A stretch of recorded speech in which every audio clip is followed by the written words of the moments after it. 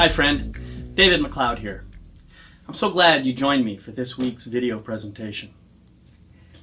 Most of us think that pain and suffering are bad things, unpleasant things, things to be avoided at all costs. But I just wonder how valid that idea really is. What exactly is pain anyway? It seems to me it's just a form of sophisticated feedback that tells us that something doesn't feel right. Pain is a kind of beacon in the road that tells us that it might be a good idea to change direction. And of course, when we ignore pain, when we don't pay attention to that signal that's showing up for us, well, then we end up experiencing a deeper, longer-term pain that we often describe as suffering. Now, sometimes I wonder what my life would be like without pain. I imagine that it would be beautiful and enjoyable and full of fun and excitement. I imagine days full of sunshine and happiness. But then I pause because I imagine that with at least some hiccups in my life, things might actually get boring. It's not that I eventually come to think that some pain might actually be a good idea, but what happens is that I begin to shift my perspective on the whole meaning of pain, and I begin to see it, well, as a valuable tool that helps me to experience deeper and deeper layers of who I really am.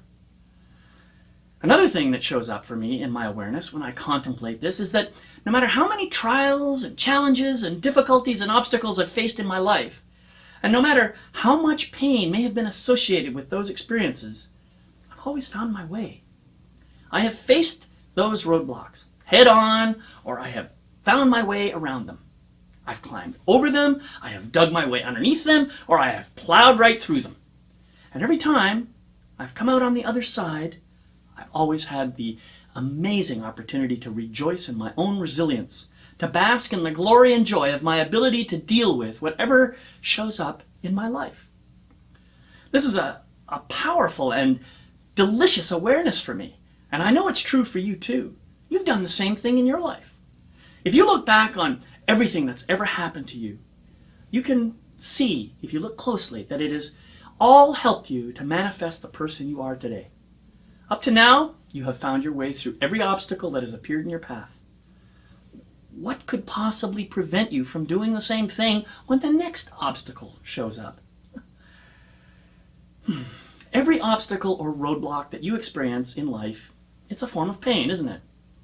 When things are going smoothly, you don't really experience pain, do you?